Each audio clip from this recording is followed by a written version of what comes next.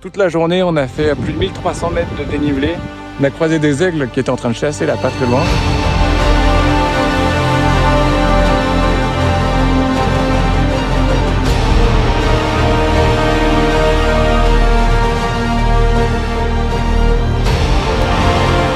On vient de croiser des personnes qui nous ont dit qu'ils viennent des Aiguilles Rouges et qu'il n'y avait pas d'eau. On a rattrapé le chemin!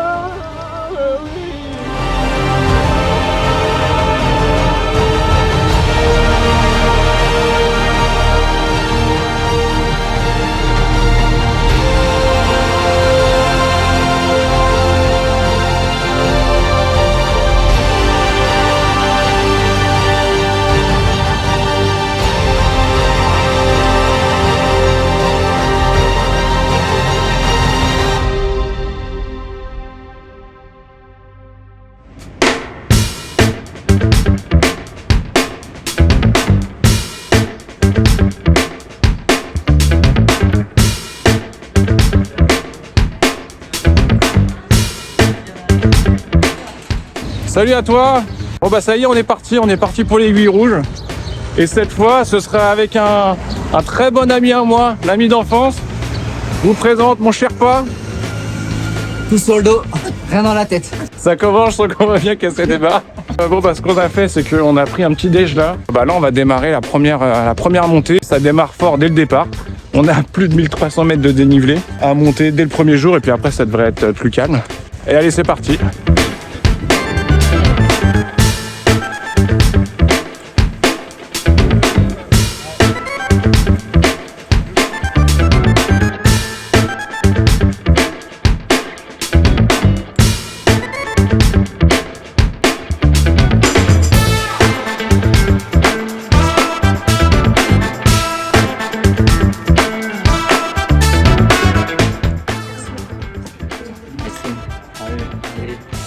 Santé.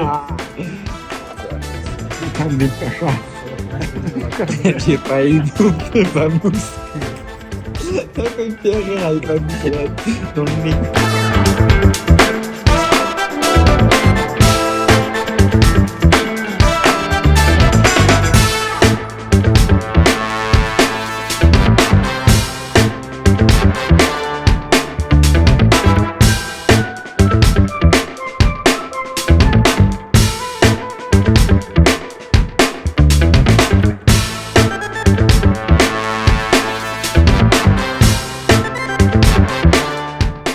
La journée, on a fait plus de 1300 mètres de dénivelé. On a commencé dans l'après-midi, vers 11h. Et puis là, il doit être vers 16h et on est au col du Brévent, on est à 2300 mètres. Donc on a fait le plus dur. Là, on est arrivé sur le premier névé. Voilà. On a un Sherpa qui est sur le premier névé. Et on a aperçu déjà en plein mois de juillet un bonhomme de neige. Petit bonhomme de neige comme ça, plein mois de juillet. Là, on voit que le café a bien agi. On a croisé des aigles qui étaient en train de chasser là, pas très loin. Là, on commence à rentrer en pleine nature. Là maintenant, on va allonger les crêtes et on va se trouver un petit coin pour bivouaquer. D'ici 2-3 heures, on va voir. Bon, allez, c'est reparti. Bon, premier passage un petit peu difficile. Là, il y a un gros névé qu'on va devoir passer sur le côté. Et puis après, en bas, ce que t'as, tu vois, c'est une pente. Donc, c'est un passage où on va devoir un peu plus se concentrer. Il y a rien autour. À part ça, quoi. Mais bon, c'est quand même magnifique.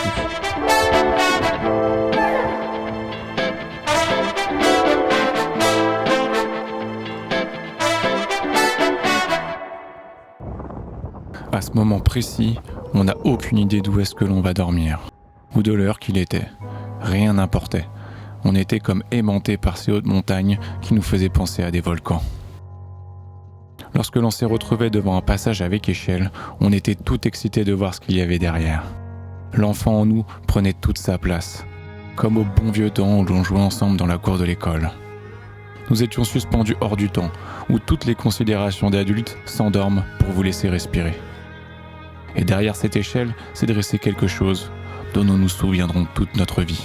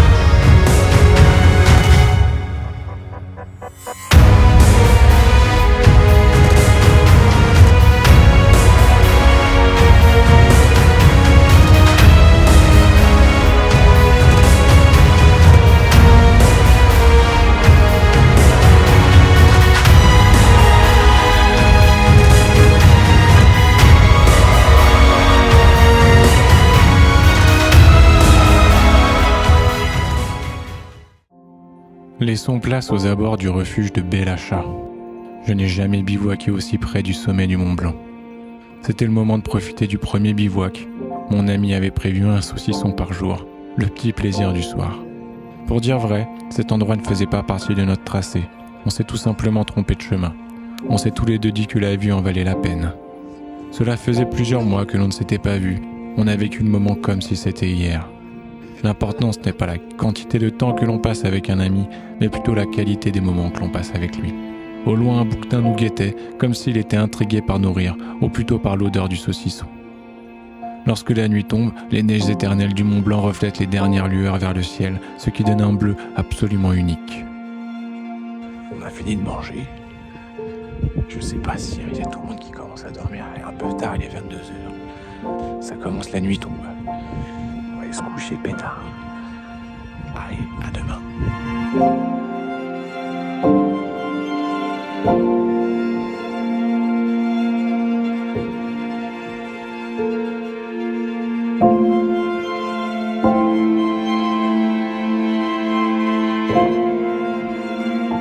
Eh ben bon matin à toi, là 8h du matin, on est reparti. Bon, on a passé plutôt une bonne nuit, on était proche d'un refuge, on n'a pas eu trop froid, pas trop de vent, juste un petit chamois qui est venu nous titiller un petit peu les oreilles la nuit quoi. Donc, là on a 3 heures à rattraper, donc là on est sur une bonne journée là, bien complète. Allez go.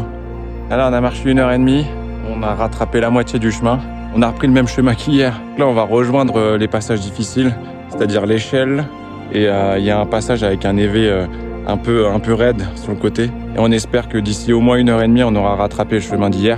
Et après, on repart sur l'exploration pour reprendre notre périple, quoi. On a enclenché quand même la 4e, là on va un peu plus rapidement là.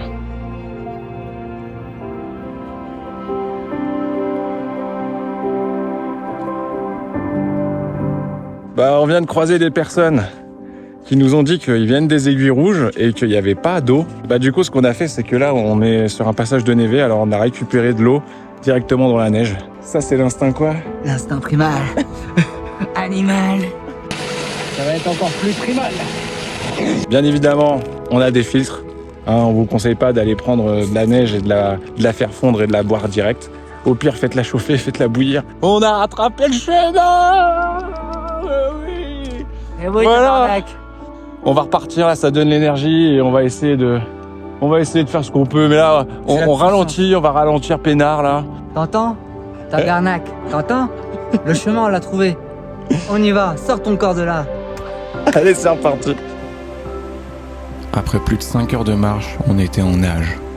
La chaleur dès le matin venait nous rappeler qu'on était bien au mois de juillet.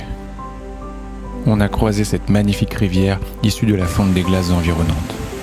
Mon ami me disait qu'une bonne baignade dans l'eau glacée favorise la circulation. Alors on s'est frayé un tout petit chemin dans la pampa pour rejoindre une sorte de petite plage. C'était le paradis sur terre. J'ai fini par tremper les pieds et les mollets. L'eau était tellement froide que ça me faisait carrément mal aux os. Mais j'en connais un qui a été encore plus courageux. Ah ouais. Ah ouais. Oh non, ça arrive.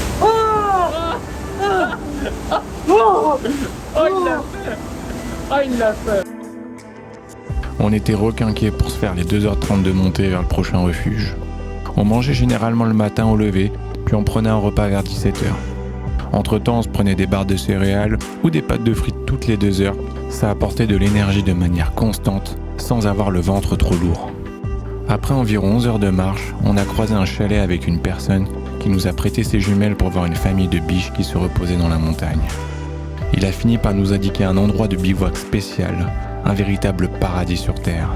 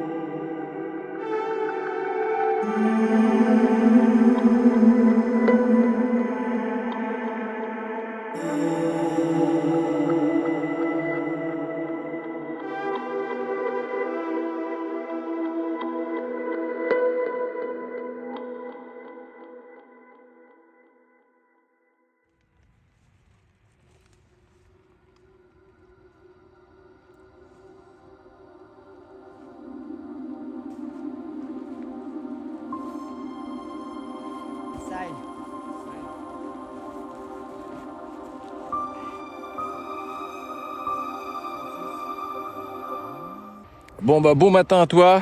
On a passé une très très bonne nuit malgré que il est plu un peu. Ça a commencé à flotter mais par chance on n'a pas chopé l'orage. C'était vraiment juste une perturbation donc ça c'est le truc déjà bien. Donc on s'est levé, il s'est arrêté de pleuvoir. Là c'est encore un peu mitigé. On reçoit un peu de gouttes donc on protège un peu tous les sacs. On a dû redescendre le chemin inverse pour aller rejoindre la rivière et remplir toutes les gourdes en eau. Là on rempacte, il est 8h passées et donc on est parti pour une bonne journée de marche encore. Hein, comme hier, on va essayer de faire comme hier. Allez go!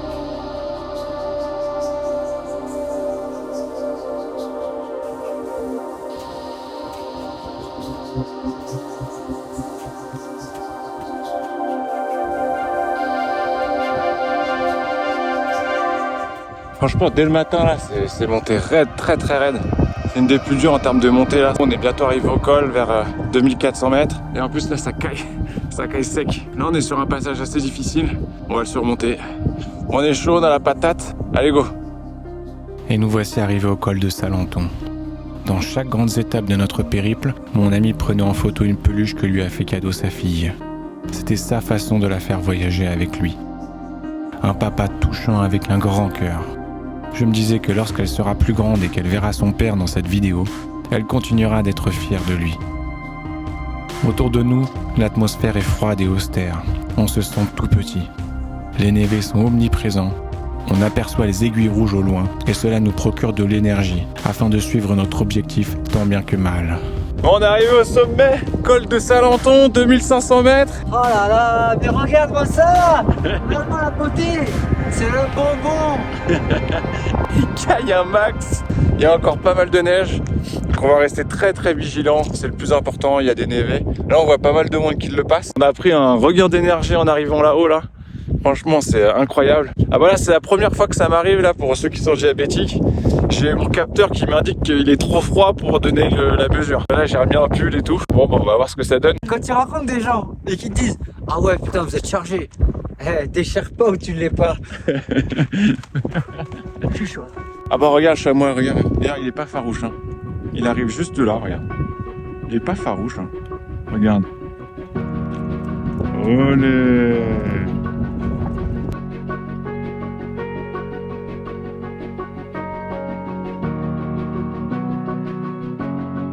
On prend vraiment compte du bordel.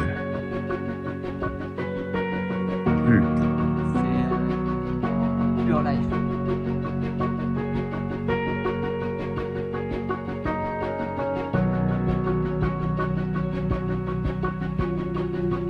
Qui rend la tâche difficile.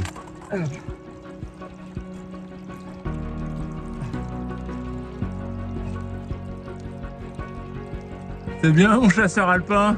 Yeah.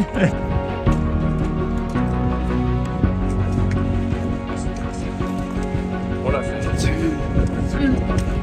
On est descendu tout ça, on était là-haut là. On était putain de là-haut. Refuge de la Bérard, refuge de la... Je n'étais pas fermé. Voilà. Attention à ce que les gens font. On a croisé une personne hier qui nous a dit qu'il était fermé pour rénovation. Pas du tout, il est carrément ouvert.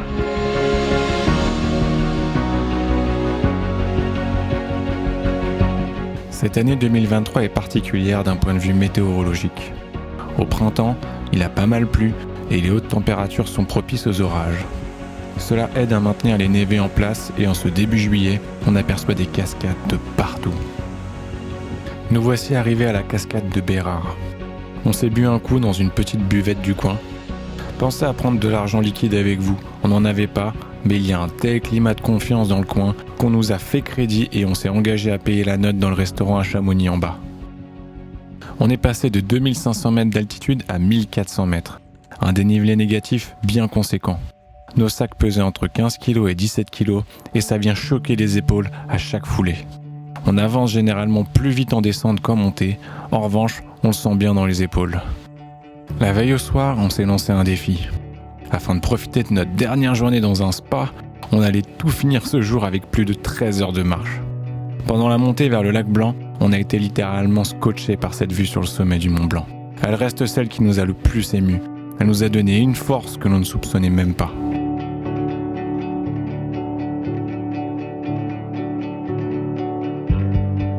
Il était presque 18h et on commençait à avoir très faim. On marchait depuis 8h du matin, avec quelques petites pauses de 10 minutes. Je sentais tout de même que j'étais moins lucide sur mon équilibre. Mon ami lui restait encore pas mal d'énergie, et sans lui, je n'aurais sans doute pas pu réaliser ce défi. Seul, on va plus vite, ensemble, on va plus loin. C'était l'occasion de tester mes limites corporelles. On s'est arrêté manger au pied du lac Blanc, au bord d'un autre lac, et on a dégusté notre dernier saucisson, un des meilleurs de ma vie. C'est lorsque l'on manque de confort que l'on réalise la chance que l'on a d'en bénéficier chaque jour. Sur cette séquence, on comprend bien pourquoi on les appelle les aiguilles rouges. La roche qui la constitue libère des nuances de rouge que l'on distingue bien. Et on reprend le périple jusqu'au fameux lac Blanc. Une échelle et 30 minutes de montée nous séparent de lui. Et le voici dans toute sa splendeur.